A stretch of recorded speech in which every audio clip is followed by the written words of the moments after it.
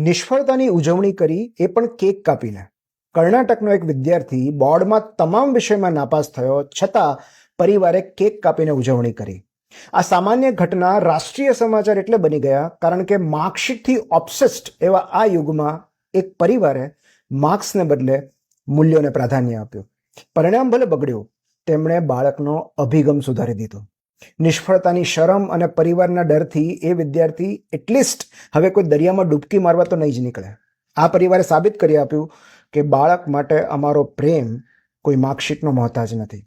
Message માત્ર એટલો જ છે કે જીવનની નિષ્ફળ ક્ષણો કરુણા ડિઝર્વ કરે છે, કઠોરતાની. આપણા જ વાલા દીકરા કે દીકરીની નબળી ક્ષણો સહાનુભૂતિ અને સપોર્ટ માગે છે, સજાની. નિષ્ફળ જઈએ ત્યારે ઉદારતાથી ઉજવણી કરી લઈએ તો ઉદાસી થોડી ઓછી અનુભવાય છે. એ પરીક્ષામાં મળેલી હોય કે જીવનમાં, નિષ્ફળતા પ્રત્યેનું આપણું વલણ આપણા બાળકોનો અભિગમ નક્કી કરતું હોય છે. નિષ્ફળ જવા છતાં પણ કોઈનો પ્રેમ ઓછો નહીં થાય, એવી માન્યતા સાથે જ્યારે બાળક મોટું થાય છે ત્યારે નિષ્ફળતાના ડર વગર એ દરેક જોખમ ખેડી શકે છે.